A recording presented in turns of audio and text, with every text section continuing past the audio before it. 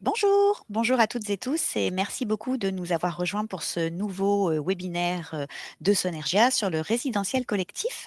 On va attendre quelques minutes que l'ensemble des participants se connectent et puis nous démarrons vraiment dans quelques instants. Vous avez peut-être vu, on avait initialement prévu une session de 30 minutes, au regard de la richesse des actualités et de ce que Clémence va vous, délivrer. Il nous semble et si vous en avez la possibilité, que 45 minutes. Ça va être en fait, beaucoup plus adapté, notamment pour vous permettre de laisser un temps, aux questions-réponses, qui en général, ont une grande appétence, un grand écho, à votre niveau. Et puis ce webinaire est enregistré, donc vous aurez, la possibilité de le voir en replay, de le transmettre à vos collègues, vos collaborateurs s'ils n'ont pas pu assister à cette session et bien évidemment, vous retrouverez également, l'ensemble de nos coordonnées en fin de présentation, pour aller plus loin dans les échanges. Alors, je vois que les participants continuent à nous rejoindre, donc on se donne encore, allez, 2 minutes et en attendant, si vous le souhaitez, vous pouvez aller sur l'onglet «Sondages» qui est en bas à droite de votre écran où nous vous avons posé une première question. Question intéressante à notre niveau pour connaître votre niveau d'expertise sur ce sujet du résidentiel collectif. Donc n'hésitez pas à nous dire si vous êtes novice, si vous êtes déjà informé, sur le sujet du résidentiel collectif ou si vous êtes expert, et si vous venez là pour, affiner vos connaissances, et ou avec des attendus, particuliers. Ça nous permettra, également, de, comme ça affiner le niveau, de détail qu'on va vous donner au fur et à mesure de la session. Et à côté de cet onglet, sondage, vous voyez également l'onglet questions. C'est celui qui va vous permettre tout au fil de la présentation d'interagir avec nous, de revenir sur des points, sur lesquels nous n'aurions pas été clairs, des points que nous n'aurions pas abordés et qui nécessiteraient des précisions, de notre part, ou, éventuellement, toute autre question. Voilà, donc on va essayer d'être dans, l'interaction avec, Clémence ce jour, hein, de vous donner la parole, également, que ce ne soit pas que descendant et que vous ressortiez de cette présentation, avec beaucoup moins de questions qu'en y rentrant. Alors je regarde, bon, les participants continuent à arriver. Pour autant et comme on est sur un temps relativement contraint, je vous propose, de commencer sur des informations que j'appellerais, génériques, et la moindre des choses, est de, laisser la parole à Clémence quelques instants, à la fois pour qu'elle vous salue et qu'elle se présente et je reprendrai la parole ensuite. Bonjour à tous, merci Florence. Donc je suis Clémence Cavelier et je suis en charge du résidentiel collectif, des grands comptes IMO et de la rénovation globale chez Sonergia. Et l'objectif aujourd'hui, c'est un petit peu de vous dire comment faire les choses, comment les transformer, comment les optimiser. Merci Florence d'être avec moi. Ah beh, de rien. Alors vous aurez bien compris, hein, l'experte du jour, c'est Clémence, c'est pas moi. Pour autant, j'espère, rendre cette session, dynamique et donc je ne me suis pas présentée, mais peut-être qu'un certain nombre d'entre vous, éventuellement me connaissent. Donc moi, je suis la responsable des affaires publiques de Sonergia depuis maintenant près de 5 ans et je préside le GPC2E, qui est le groupement des délégataires, certificats d'économie d'énergie au niveau national. Donc vous redire, mais très rapidement, hein, un mot sur Sonergia. Je vais annoncer ce mot de délégataire juste avant. Nous sommes en effet l'un, des délégataires, mais pas n'importe lequel, les délégataires indépendants, délégataires historiques avec plus de 15 années d'expérience reconnue sur le secteur, 145 collaborateurs basés à Marseille, mais intervenant sur l'ensemble du territoire national pour vous accompagner au mieux dans l'efficacité énergétique et la rénovation, bien évidemment des projets dans le résidentiel, collectif. Déjà plus de 400 000 chantiers, valorisés et on espère encore plus avec les projets que vous allez nous présenter. Alors, je l'ai mentionné comme tel, les C2E sont un outil multisectoriel, hein, vous le voyez sur l'image. Ça traite aussi bien l'agriculture que les infrastructures de transport, les sites industriels, les bâtiments tertiaires et les réseaux. Aujourd'hui, on vous propose de focuser sur ce qu'on a mis dans la bulle, bleu qui est à gauche de l'écran, à savoir l'habitat collectif. Alors sachant qu'il peut y avoir une petite partie de tertiaire, on y reviendra sur les conditions d'éligibilité aux différents soutiens au C2E, mais on est bien là pour se parler ce jour d'habitat résidentiel et collectif. Et pourquoi on veut vous parler de ça? Parce qu'il y a des opportunités, bien évidemment, mais il y a aussi des obligations. Alors, je ne vais pas rentrer dans le détail de ce schéma que vous connaissez en plus par ailleurs très bien. J'ai juste refocusé et mis en rouge le point d'étape où nous en étions. Vous savez qu'il y a tout un échéancier alors ce qu'on appelle abusivement ou pas, ça dépend des points de vue, mais d'interdiction de location en fonction de la classe énergétique DPE du logement. Donc vous voyez qu'on est un peu au milieu du gué. À l'heure actuelle, il y a des premières interdictions, alors qui comportent des exceptions, qui comportent des aménagements, et cetera, et cetera. On pourra y revenir si vous voulez, au moment des questions notamment et apporter des précisions là-dessus. Mais voilà, on est engagé sur le secteur du bâtiment et y compris du bâtiment résidentiel, sur une démarche, sérieuse et sensible d'amélioration, de la performance énergétique, du logement.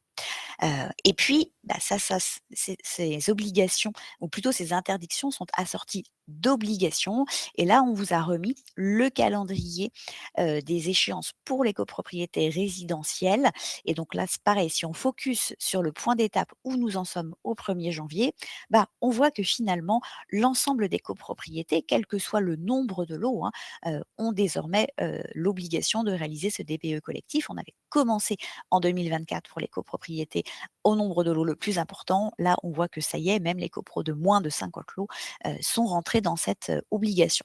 La dynamique est donc lancée. J'avais presque envie de vous dire, il n'y a plus qu'à y aller. Ouais, il y a quand même pas mal d'étapes préalables et Clémence va y revenir, bien entendu. Alors, on vous avait annoncé, un point focus sur les changements réglementaires en 2026 sur notre secteur. Bien évidemment et assez rapidement, je vous livre, tout ce que j'ai à vous dire sur le sujet. Moi, ce que je veux vous dire, c'est que ce sont de très bonnes nouvelles. On était quand même un peu en crainte, hein, en fin d'année dernière, pardon, faut pas se mentir, puisque, on avait un arrêt des coups de pouce, à la fois du coup de pouce chauffage, bâtiment résidentiel collectif et également du coup de pouce rénovation globale, dans les bâtiments, collectifs et avec une incertitude tant que les textes n'étaient pas republiés de leur prolongation, à partir du 1er janvier 2026.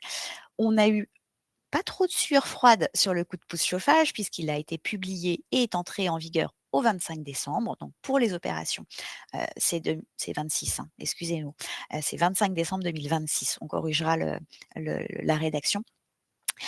Donc là, on savait dès la fin de l'année que, en fait, il n'y aurait pas de moment de césure, de temps d'arrêt, et donc pas de période enfin, il y avait pas de il y avait un recoupement, entre les 2. Par contre, sur le coup de pouce rénovation globale, là, c'était un peu plus, sensible et le texte est arrivé tardivement et en l'occurrence, est arrivé dans le courant du mois de janvier avec cette entrée en vigueur au 17 janvier 2026, donc pour les opérations applicables à partir de cette date. Donc Clémence y reviendra peut-être, mais sinon je me permets tout de suite d'insister sur ce point, hein. Cela veut dire qu'entre la fin du coup de pouce rénovation globale que nous avons, connu donc jusqu'au 31 décembre 2025 et l'entrée en vigueur de la nouvelle version de ce coup de pouce, il y a donc 16 jours, hein, entre le 1er janvier et le 16 janvier, pendant lesquels il n'y avait plus de coup de pouce rénovation globale. Et donc, si des travaux ont été engagés pendant cette période, malheureusement, ils ne peuvent pas bénéficier de ce coup de pouce rénovation globale. Mais on pourra y revenir si vous le souhaitez. Donc, globalement, qu'est-ce qu'il faut retenir? Donc, excellente nouvelle, ces coups de pouce sont prolongés et je rajoute une bonne nouvelle sur la bonne nouvelle, ils n'ont plus de date de fin. Alors vraisemblablement, on peut se dire que c'est, l'ensemble de la 6e période, mais bon et quand bien même ce serait ça, ça nous laisse quand même 5 ans de visibilité et ce qui est très bien et ça va nous exonérer de la situation un peu complexe qu'on a connue en fin de l'année, de se dire: «Ah, mais vont-ils être prolongés ou pas?» Bon, bah, là, il y a plus de date de fin, il y a plus de date limite, d'achèvement des travaux et donc ça, c'est quand même assez intéressant. Ce qui ne veut pas dire qu'il ne faut pas les engager maintenant, mais ce qui veut dire qu'on ne devrait pas se retrouver sous pression, comme on le connaît parfois et ce qui est quand même vraiment désagréable, pour l'ensemble des parties prenantes. J'en termine par là, donc je vous ai listé à chaque fois 3 points qui me semblaient, moi, intéressants à retenir, en comparaison par rapport au coup de pouce 2025 que l'on connaissait. Donc sur le coup de pouce 2026 sur le chauffage, donc des précisions sont apportées sur la dépose de l'équipement et surtout sur des dérogations à l'absence de dépose. Il est également précisé la possibilité de conserver les équipements en place, en termes de secours, notamment pour les établissements de santé. Et puis Clémence vous en dira plus, mais des précisions importantes sur l'hybridation, car on sait que c'est un vrai gros sujet. Sur la rénovation globale, hein, comme je vous le disais, on n'a plus de date d'achèvement de travaux. Un point intéressant aussi, à savoir la suppression du niveau de prime minimale, à voir si ça change un peu la donne. Clémence, tu nous le diras, sur la typologie, des bâtis, qui sont concernés et puis une précision, alors elle n'est pas à la marge, mais en tout cas elle ne concerne que les copropriétés qui envisagent un raccordement au réseau de chaleur, mais tout de même savoir ce qu'est un réseau de chaleur efficace. Voilà, donc on est globalement, sur des changements, hein, réglementaires en 2026, mais des changements qui ne sont pas, des disruptions. On est sur une continuité de ce que l'on connaissait jusqu'à maintenant, et donc c'est plutôt très favorable à l'engagement des travaux. Et donc je laisse, sans plus attendre Clémence, notre experte sur ce webinaire, vous en dire plus sur les leviers à notre disposition pour optimiser le financement de la rénovation énergétique. Merci Florence. Alors là, en effet, on s'est dit tout ce qui était réglementaire et qui cadrait les choses et on va pouvoir envisager de les déployer, de les optimiser. Donc aujourd'hui, c'est bon, j'ai la main. Les leviers pour financer la rénovation énergétique en résidentiel collectif, on a les fiches éligibles, qui sont des fiches que vous connaissez sûrement, telles que les fiches d'isolation, les fiches de VMC, de chauffage X ou Y. Et on a le coup de pouce résidentiel collectif, dont le raccordement à un réseau de chaleur, qui a été revu, mais qui est toujours actif, et le coup de pouce rénovation globale. On va faire un focus sur chacun de ces 3 points assez brièvement pour certains. Donc, les fiches éligibles. Voilà. Donc, les fiches éligibles, on a, je vous le disais, les fiches d'isolation et les fiches chauffage qui sont pour certaines en coup de pouce. Donc, le coup de pouce, si certains ne le savent pas, ce sont des volontés ministérielles d'aller bonifier tel ou tel type de fiche sur un temps donné. Donc, on a la chance là d'avoir les pompes à chaleur qui sont bonifiées en résidentiel collectif. J'y reviendrai juste après. Il y a d'autres fiches que celles-ci qui sont éligibles. On parle parfois des fenêtres, etc., les VMC. Là, je vous ai mis un peu les grandes catégories, ce qu'il faut avoir en tête. On a ensuite le coup de pouce chauffage des bâtiments résidentiels collectifs et tertiaires, donc qui a été mis à jour en tout début d'année, enfin fin d'année, au 25 décembre du coup 2025, avec, donc là c'est un document de chiffrage que je vous mettrai à disposition, avec donc des coups de pouce qui vont jusqu'à x5 du montant de prime C2E.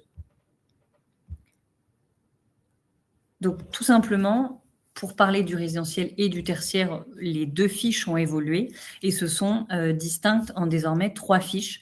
Donc, on a la pompe à chaleur RO qui est devenue une fiche à part du système géothermique et de la pompe à chaleur OO ou eau glycolée. Et selon la dépose du matériel qui était existant, alors on a des coefficients multiplicateurs x3, x4 ou x5 sur les fiches. Je vous mettrai un petit exemple ensuite. Donc, l'exemple, le cas un petit peu concret que l'on a, c'est jusqu'au 31 décembre 2025, ce qu'il y avait sur la fiche BAR-TH 166. On avait, par exemple, pour 20 appartements, l'installation d'une PAC double service ou PAC hybridée et optimisée en dépose d'une énergie fossile. On avait à peu près 23 000 €, tandis que pour les mêmes travaux, depuis le 1er janvier 2026, nous avons là 56 000 €. Et je le dis, sont pour les mêmes travaux, exactement. Donc, il y a un vrai intérêt aujourd'hui, et on l'a dit à nos partenaires sur la fin d'année, quand il n'y avait pas d'enjeu à engager très vite les travaux, on a pu temporiser pour pouvoir bénéficier aujourd'hui d'une meilleure valorisation. Nous parlions de l'hybridation. L'hybridation, aujourd'hui, c'est un sujet que certains connaissent peut-être et qui est très pertinent de manière technique. Selon les secteurs géographiques, il y a de réels enjeux et de grandes nécessités à réaliser de l'hybridation. Donc, c'est pour ça qu'aujourd'hui, le facteur R, donc je vous ai mis là un peu la formule de calcul.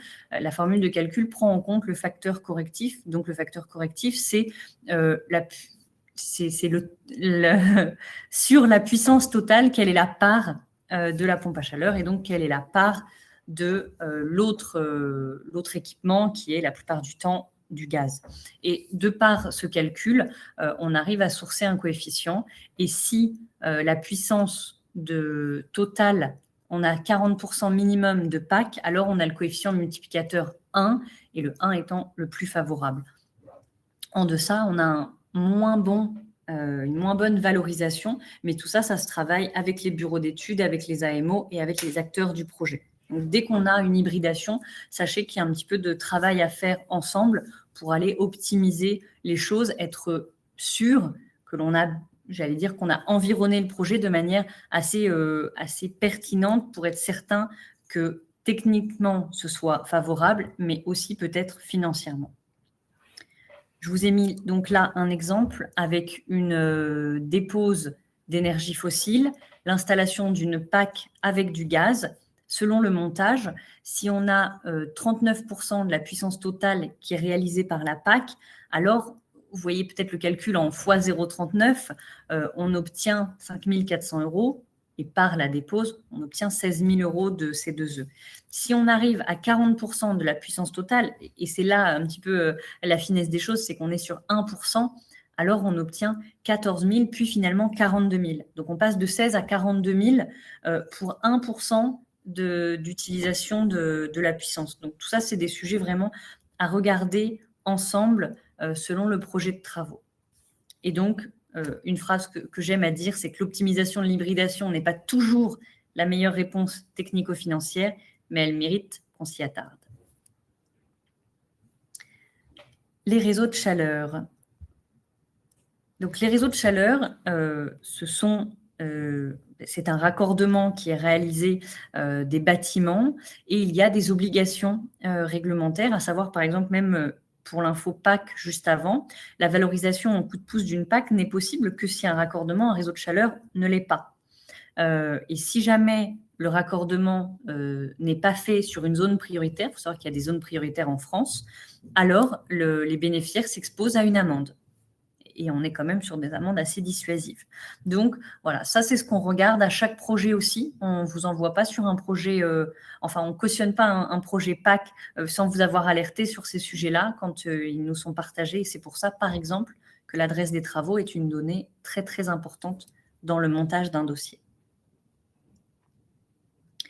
On a la valorisation de ces raccordements réseau de chaleur qui a été revue, donc sur le dernier coup de pouce.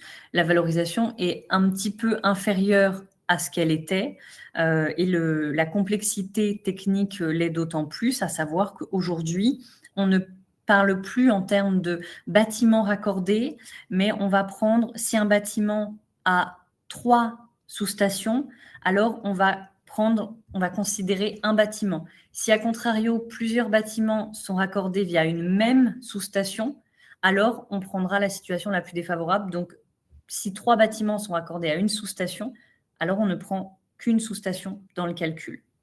Voilà, c'est la mise à jour qui a été faite. On a là un exemple donc d'un projet avec 5 bâtiments, donc 3 bâtiments résidentiels et 2 bâtiments tertiaires qui sont raccordés à des sous-stations distinctes. Si on avait eu une seule sous-station pour les bâtiments résidentiels, alors on n'aurait eu qu'une seule ligne de barre TH137 et la même chose en tertiaire. Voilà, là, il faut vraiment que ce soit très distinct, et ça, on vous accompagne vraiment à analyser cette donnée si jamais le sujet vient. Donc là, on a les valorisations qui ont été Ouais, mises à jour. c'est un vrai point de vigilance, hein, ça, cette question de la notion de bâtiment, qui vient et de sous-stations qui peuvent, faire sensiblement changer, le financement. Alors, d'autant plus au regard des règles qui étaient préexistantes.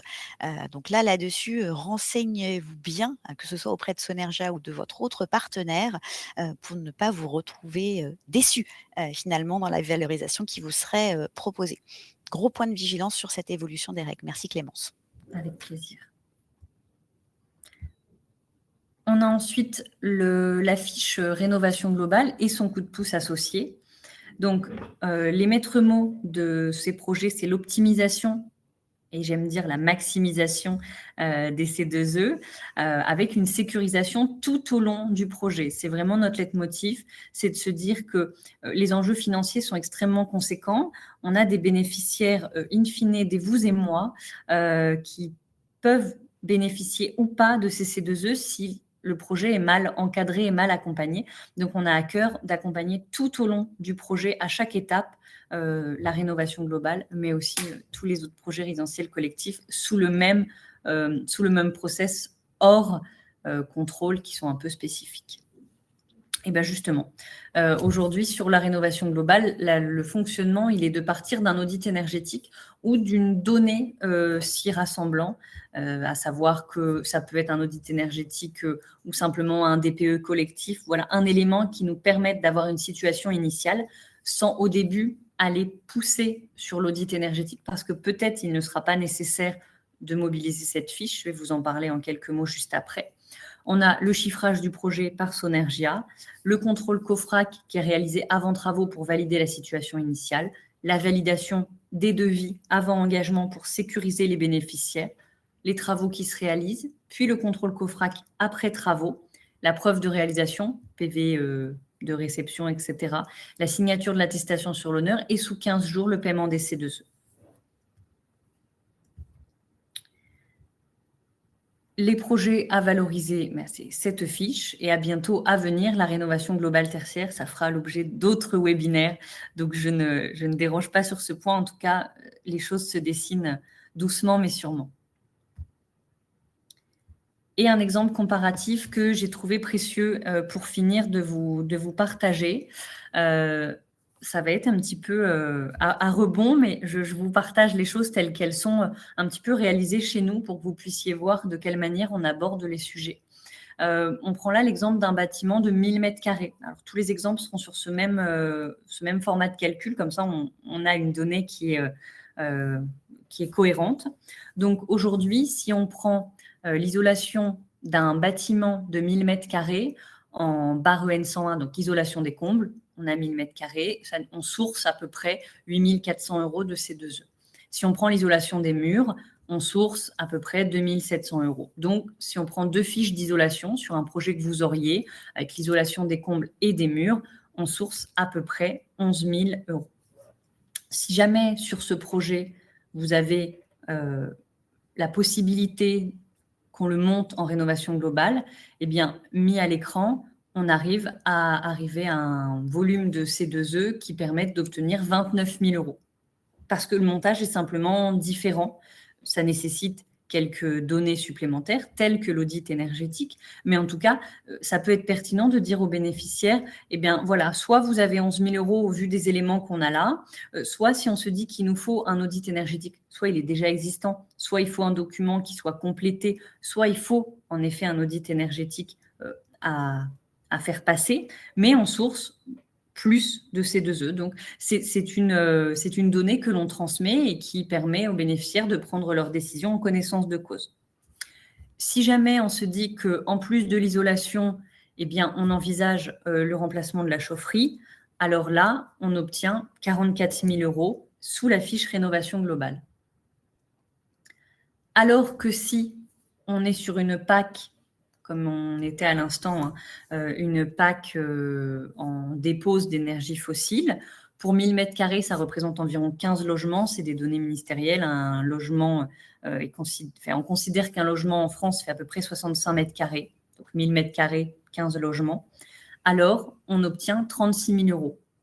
Et vous pouvez voir que 36 000 € sur le coup de pouce quand on l'additionne, je vais faire une petite pirouette, quand on l'additionne à ces travaux d'isolation, on obtient finalement plus que si on avait mobilisé unique. Alors, ce n'est pas beaucoup plus, mais on n'est que sur 1000 m². En tout cas, on obtient plus que si on avait mobilisé la fiche rénovation globale avec son coefficient 3, donc isolation plus remplacement de tous les équipements de chauffage et de production d'ECS par un système de chauffage ou de production d'eau chaude. Voilà. Donc, c'est pour vous montrer un petit peu le mécanisme chez nous, comment on travaille les sujets, que vous ayez un petit peu des warnings qui s'allument et que vous puissiez nous solliciter quand un projet se dessine. Merci Clémence. On a justement, on a une première question, peut-être revenir sur la slide juste avant. Une question de Monsieur Darocha qui nous questionne sur la valorisation au CUMAC. Les prix que tu as donnés sont sur la base d'une valorisation du coup prise. Est-ce que tu peux repréciser quel est le montant de cette valorisation et peut-être aussi aller un peu plus loin? Est-ce que cette valorisation, elle est toujours identique en fonction du projet? Est-ce qu'elle change, par exemple, je vais un peu plus loin dans la question de Monsieur Darocha, mais est-ce qu'elle change, par exemple, en fonction de la typologie des occupants? On sait qu'il y a un sujet précarité, par exemple. Est-ce que ça change en fonction du nombre de lots? Enfin, voilà. Est-ce que tu peux nous en dire un peu plus, sachant que j'imagine, et moi c'est ce que je retiens de ta présentation, que globalement c'est du cas par cas et que l'accompagnement que propose Sonergia, c'est plus que de l'accompagnement, c'est de l'optimisation. Donc on va chercher sur chaque projet à vraiment avoir la réponse la plus adaptée. J'ai envie de dire que tu as tout dit. On a en effet le projet que j'ai monté là, fictif, donc à 6 000 € du giga. J'ai utilisé le même 6 000 € du giga pour chacun des projets pour être certain de ne pas biaiser les données. Le fait est que 6 000 €, c'est un montant qui est, somme toute, j'allais dire, pas classique, mais voilà, c'est un montant qui n'est ni très haut ni très bas. L'objectif pour nous, c'est jamais de donner des montants qui ne seraient pas réalisables. Le fait est, ceci dit, en effet, qu'un projet entre une surface habitable de 1000 m² et, admettons, 10 000 m², le temps de travail administratif et de préconisation qui sera fait par nos équipes est le même de manière administrative. Donc, évidemment, le montant au giga peut être bonifié si les dossiers sont plus conséquents en termes de volume, parce qu'évidemment, il y a plus de matière de C2E. Donc, le temps de travail, je dirais, est amoindri sur la totalité des C2E. Et ensuite, concernant la précarité, alors il y a en effet un cours des C2E pour les C2E classiques et un cours des C2E pour la précarité. La précarité étant bonifiée, étant, j'allais dire, supérieure, on peut valoriser des C2E précarité de manière supérieure. Donc, on a soit pour les bailleurs sociaux avec des coefficients départementaux ou pour des ménages, pour des syndics, avec les revenus fiscaux de référence, les personnes qui bénéficient de précarité, on peut avoir des C2E qui sont bonifiés.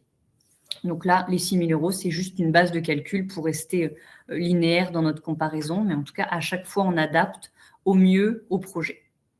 Merci Clémence. Je pense que ce qu'il faut retenir, c'est que c'est pour l'exemple et que c'est assez conservateur. C'est pas une valeur qui est prise au hasard, mais c'est pas non plus la valeur qui vous serait proposée par Sonergia. Ça va vraiment dépendre de la typologie de votre projet, du nombre de lots, de la typologie, on a compris, des habitants, et on peut aller chercher des valorisations qui vont être bien supérieures. Donc surtout ne pas hésiter à solliciter un chiffrage. Une question de Monsieur Saleh qui nous demande si nous avons des retours d'expérience sur l'hybridation et plus particulièrement en termes de retour sur investissement. Alors, on a beaucoup de retours, il y a eu beaucoup de travaux réalisés et sur lesquels, avec l'hybridation, il y a de très bons retours. Pour ce qui est les ROI, etc., je ne serai pas du tout la meilleure interlocutrice. Ceci dit, travaillant avec GRDF au quotidien et menant énormément de projets avec eux, je serais ravie, selon votre secteur géographique, de vous mettre en relation avec un interlocuteur local qui sera bien plus à même que moi de vous donner ce type de retour. Je dois je dois vous dire que l'après-chantier et je dirais que le suivi d'après-travaux est quelque chose sur lequel je compte vraiment m'intéresser, mais à date, je n'en ai pas eu le temps. Donc, prenons le sujet ensemble avec plaisir. Mmh. Oui, puis j'imagine que là aussi, ça va dépendre de la consommation, initiale du bâtiment, de la zone géographique aussi, peut-être et des besoins de chauffage. Donc c'est assez difficile, je pense, de répondre de manière, globale et générique. Mais Oui. parfait, si du coup, on pouvait regarder, ensemble, sur un cas, peut-être précis d'ailleurs et savoir si, il y a un ROI, intéressant. Clémence, ce n'est pas une question piège, attention, mais c'est une question, qui a peut-être une visée plus réglementaire. Mhm. Donc, je ne sais pas si tu as la réponse. On les prend en live, hein, donc Vas-y, je peux voilà. te laisser lancer. Est-ce que les monopropriétés peuvent être éligibles au coup de pouce 2026? Ah bah alors ça n'est pas piège du tout et j'allais dire ça m'embête à chaque fois que cette question revienne parce que j'aimerais qu'on la tue dans l'œuf. C'est de se dire qu'aujourd'hui, qu'importe qui possède le bâtiment, la question réelle est quel est le bâtiment? Si le bâtiment est résidentiel collectif, alors il sera traité de manière résidentielle collectif. Qu'importe que ce soit tenu par une personne, que ce soit détenu par une SCI, que ce soit, voilà. L'idée, c'est qu'un bâtiment résidentiel collectif doit comprendre à minima 3 logements et que pour la rénovation globale, par exemple, nous devons avoir 3 revenus fiscaux de référence distincts. Donc, s'il y a des locataires, on obtient ces 3 éléments et on a bien 3 logements distincts. Voilà. Il me semble que les règles sont différentes pour, l'éligibilité à MPR et notamment, MPR copro, d'où peut-être, en effet la question. L'ANA n'intervenant pas, me semble-t-il dans le cas des SCI, notamment. Mais, en tout cas sur les C2E et merci de le rappeler Clémence, pas de difficulté là-dessus. Est-ce qu'il n'y a pas une notion aussi, et là cette fois c'est moi qui lui pose la question, une notion de 75 des lots qui doivent être, la résidence principale, me semble-t-il non, ça n'existe plus ça? Non. Bon et bah, tant Non, mieux. ce n'est pas un sujet. Par contre, Et tu parlais de 75% et oui. je vais me permettre ce petit détour. Euh, Quand on parlait en tout début qu'un bâtiment résidentiel pouvait avoir du tertiaire, par exemple au rez-de-chaussée, le salon de coiffure, des bureaux, etc., ce projet peut être englobé avec les travaux réalisés sur le résidentiel collectif, dans la mesure où si 75% à minima du bâtiment est d'une typologie, donc là en l'occurrence ça serait du résidentiel, alors on peut embarquer les 25% et moins de tertiaire. Donc ce n'est pas toujours le meilleur montage. Parfois, c'est bien de faire ce qui est en barre et ce qui est en batte en tertiaire en tertiaire. En tout cas, on l'analyse aussi, Mmh. même si on est sur un sujet résidentiel collectif, on prend toujours le bâtiment dans sa globalité pour pouvoir sourcer le meilleur montage. Merci pour ces précisions et donc bar, bâtiment résidentiel, Mm. BAT, bâtiment tertiaire. Il y avait une question complémentaire en fait à la première question qui n'était pas piégeuse, qui était: «Est-ce que les revenus du propriétaire, sont une condition, pour pouvoir donc être éligible au coup de pouce, heu, 2026?» Alors, j'ai bien réfléchi et c'est non. Ceci dit, on parlait tout à l'heure de la précarité et donc je dirais que ça n'est pas une condition pour bénéficier d'eux, mais par contre, la précarité peut permettre d'avoir mieux. Voilà. Mmh. OK. Alors une question cette fois où on revient sur une notion de prix. Donc pour une donc madame Despo, pour une rénovation globale, si nous n'avons pas de remplacement du chauffage, initial, gaz ou élec individuel, sur quel prix de C2E par mètre carré de chab se base le coup de pouce? Alors, si pas de remplacement de chauffage, initial gaz ou électrique, sur quel prix de ces 2 par mètre carré? Bien, aujourd'hui, il n'y a plus de minimum, donc il n'y a plus de minimum sur lequel, se baser. Ceci dit, on était, je crois, aux alentours des 20,70 € à l'époque des obligations. Donc on partait sur 21 € du mètre carré, uniquement si les travaux d'isolation étaient réalisés, donc en effet en coef 2. Mmh. Voilà. Oui, on a supprimé les dates limites, de fin de travaux et on a supprimé les primes, minimales, ce qui donne plus de latitude, hein, aussi pour j'allais dire les opérateurs que nous sommes, pour faire du sur-mesure sur l'ensemble de vos projets et donc c'est plutôt une bonne nouvelle et soyons honnêtes, comme on est sur un milieu qui est globalement assez concurrentiel, pour ne pas dire très concurrentiel, vous imaginez bien qu'on va quand même à chaque fois chercher à vous donner le maximum, ne serait-ce que pour avoir l'assurance que vous ayez envie de travailler, avec nous. Bien sûr. Hem, Question complémentaire de monsieur Tarocha. Pour l'hybridation, y a-t-il des pourcentages gaz à tenir pour le coup de pouce? Et après une question, complémentaire, peut-on conserver les chaudières existantes? Alors sur la partie vas-y pardon, je te laisse répondre Non, et vas-y si tu veux. non, non, j'allais dire alors c'est un sujet qui nous a pas mal questionnés, avec Mmh. GRDF notamment, Mmh. qui est un partenaire avec qui on essaye de travailler en bonne intelligence, et sur la conservation des chaudières existantes, le point a été, clarifié, il y a assez récemment, hein, par le ministère et la T2E dans le cadre des journées techniques, C2E, hein, qui se sont tenues, récemment. Donc on peut conserver un équipement.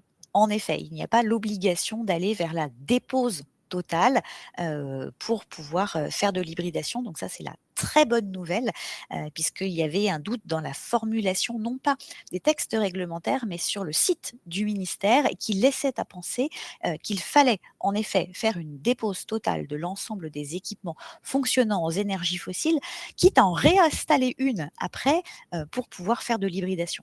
Ça n'avait quand même pas de rationalité, économique et encore moins écologique. Donc ce point-là est tranché, on peut. Sur la partie liée au pourcentage gaz, Clémence, je te laisse apporter des éléments si tu en as. Oui, alors on en a, mais je ne voudrais pas être trop technique non plus.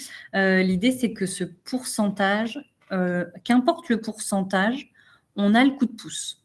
Voilà déjà la première réponse. Et ensuite, concernant le pourcentage, bien tout simplement, ça sera, comme on se le disait tout à l'heure, en fonction de l'utilisation de la puissance PAC sur la puissance totale. Et donc ça, c'est des données à voir avec le bureau d'études. On a, hein, j'allais dire les données, la recherche des données dont on peut vous transmettre les obligations, les références à prendre selon les températures, etc.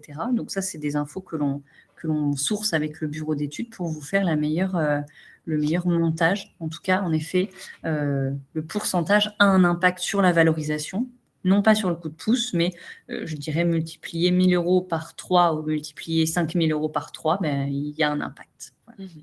Et il y a en effet un seuil haut, me semble-t-il, hein, aussi pour la part du gaz, pour que le projet reste éligible, puisque l'idée de la fiche est globalement, vous le savez, hein, de la politique gouvernementale, c'est plutôt d'aller vers la fin des énergies fossiles et donc le gaz doit rester une énergie d'appoint. C'est comme ça que, la logique, se fait. Donc on ne peut pas imaginer, sauf erreur de ma part, hein, avoir une hybridation dans laquelle la part gaz serait majoritaire. Notamment. Alors, on a quand même cette chance aujourd'hui sur la PAC, c'est Mmh. que le R, la PAC doit représenter, pour avoir le meilleur coefficient, il faut que la PAC représente 40% à minima. Mmh. Donc, en lisant cela, ça nous laisse 60% de gaz. Donc, Ah! pour le coup, on a cette Cette ligne, possibilité. bien sûr. Bon, alors Mais oubliez ce tu as que je viens raison. de vous dire et Non, comme je non, vous non. avais dit au début, c'est Clémence l'expert, donc seule sa parole fait Alors ça foi. va, ça a été validé au niveau ministériel, donc je suis assez sereine, mais en effet, ce coefficient R Mmh. est un vrai sujet. Et tu as raison, sur Ouais, lequel on a eu beaucoup d'interrogations, mais le R reste noté dans la fiche, donc on est sûr de on est notre serein position. là-dessus. Ouais. Voilà, en effet. Et c'est le plus important. Une question de monsieur Lefebvre qui nous dit: «Ces fiches sont-elles cumulables avec les aides MPR?» Alors, je ne serai pas la plus calée sur les aides MPR. Ceci dit, je crois que c'est plutôt l'inverse. À savoir, donc moi, mes équipes ne vont pas du tout regarder les montants MPR. Nous nous fixons par rapport au montant des devis. On fait les offres. Je dirais qu'on ne regarde même pas les montants des devis. On regarde aujourd'hui les données des métraits, etc. Et je sais, ceci dit, que c'est plutôt l'inverse. Donc, c'est MaPrimeRénov' qui regarde la déduction des C2E possibles pour valoriser ensuite, pour donner du montant ANA, mais pas l'inverse. Mmh. Mais donc on a bien un cumul, en effet, qui est possible avec une logique, une hiérarchisation et un écrêtement, en effet, des aides MPR en fonction de ce qui a été donné, sur les C2E et avec cette petite vigilance, comme on le disait, hein, à savoir que les règles d'éligibilité de MPR copro, notamment, peuvent être différentes de celles des C2E. Donc ça, il faut être vigilant, et peut-être on peut aussi se rappeler, on l'a pas dit sauf erreur de ma part, mais les différences d'engagement, entre les C2E et MPR et notamment au moment, le plus opportun, auquel il faut solliciter les C2E. Clémence, tu nous confirmes bien que les C2E doivent être sollicités impérativement avant la signature du ou des devis? C'est le rôle actif et incitatif des C2E, c'est vrai. Ça nous paraît évident quand on est entre nous, Ouais. mais il est en effet important. Et j'allais dire, j'aime toujours à rappeler que si on va chez son garagiste préféré et qu'on regarde le dernier modèle de voiture, et que finalement sur le bon de commande, on appose sa signature sans avoir appelé son banquier ou ses proches, savoir si on peut avoir un financement participatif, alors c'est qu'on considère avoir les fonds. Et c'est aujourd'hui la même chose Ouais. sur les C2E. Si on signe un bon de commande, c'est qu'on n'a pas besoin de sourcer des financements X ou Y. Donc en effet, il faut impérativement avoir une offre officielle. Et je le dis toujours parce que des fois on nous demande par email vite fait. L'email ne vaudra pas. Il C'est pas faut une fort. offre officielle, ce qu'on appelle une attestation d'engagement, ce qu'on appelle des conditions spécifiques dans le cadre de professionnels qui déduisent les devis. Voilà, il est impératif d'avoir l'offre officielle des C2E sur laquelle le délégataire s'engage aux Mmh. fonctions des données données. Oui.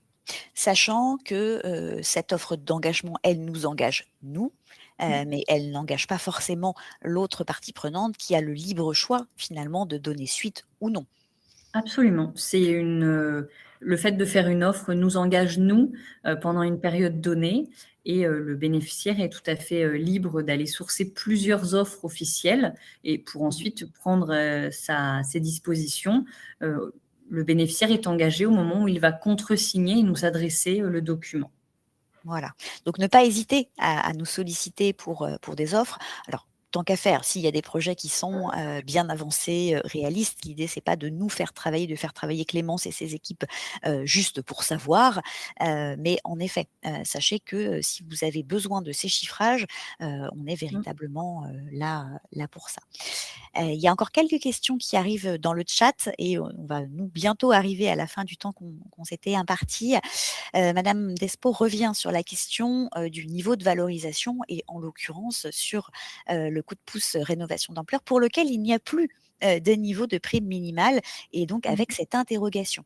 Du coup, dans le remplacement d'une chaudière, fioul ou chaudière granulée, hem, enfin, quel est en fait, comment, Sonergia va calculer le prix de la valorisation sachant qu'il n'y a plus de prix plancher? Est-ce que tu peux nous en dire un peu plus? Aujourd'hui, il y a une phrase qui dit que pour la rénovation globale, si on veut aller sourcer le coefficient 3 dont parle Madame Despo, heu, c'est tout simplement le remplacement de tous les équipements de chauffage et de production d'eau chaude sanitaire au charbon, fioul ou gaz par un système de chauffage ou de production d'eau chaude sanitaire renouvelable. Voilà.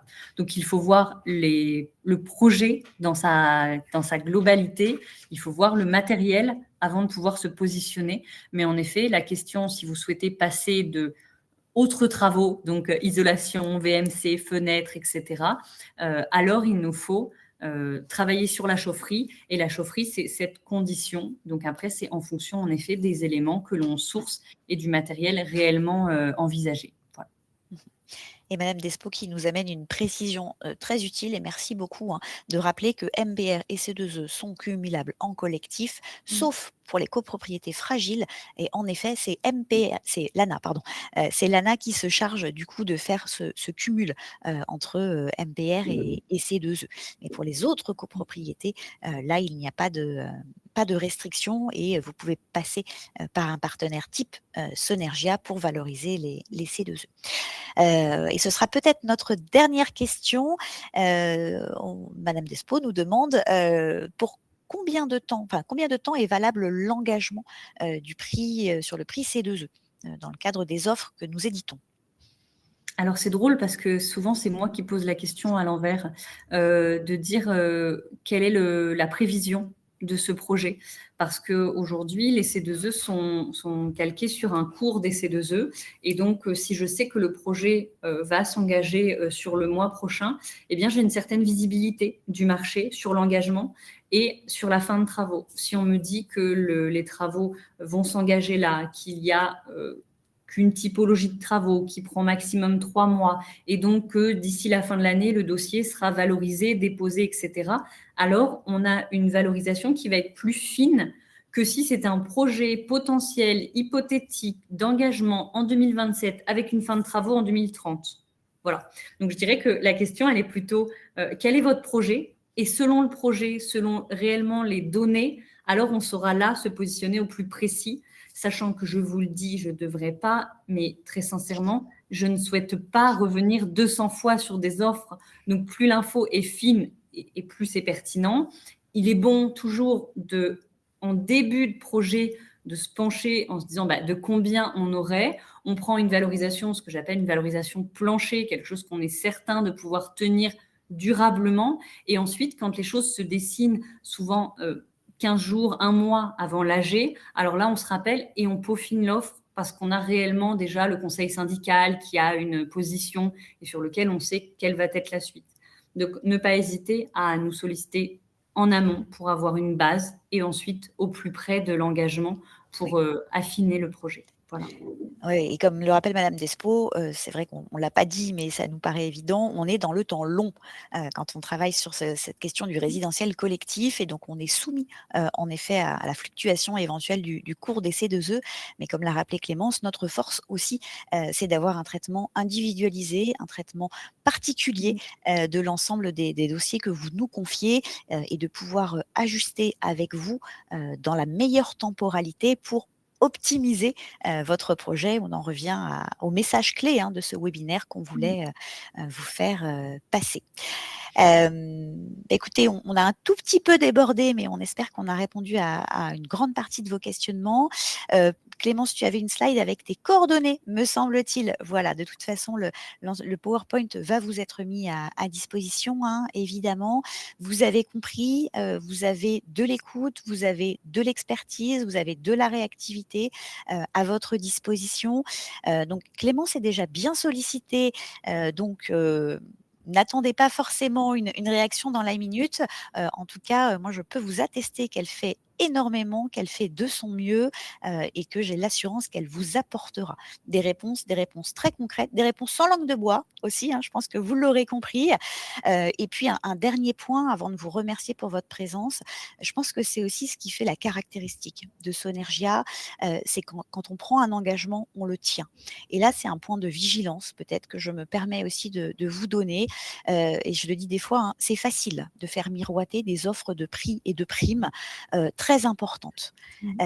C'est beaucoup moins facile de les payer derrière. Donc attention à des acteurs, à des partenaires qui vous proposeraient des niveaux de valorisation extrêmement intéressants, mais qu'ils ne seraient pas capables de tenir en effet dans la durée.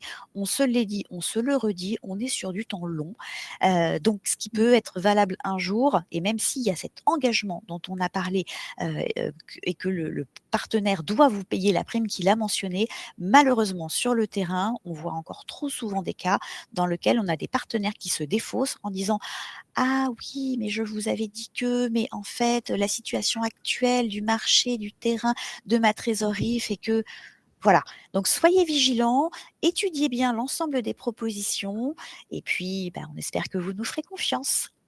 Oh, souvent, les personnes font l'erreur une fois et après, elles arrivent chez nous et elles nous disent, mais je pars pas de chez vous parce que même si parfois c'est 1 000 € de moins en effet, ben, en fait, avec vous, je suis certaine que le projet ira au bout et que je serai Exactement. payée.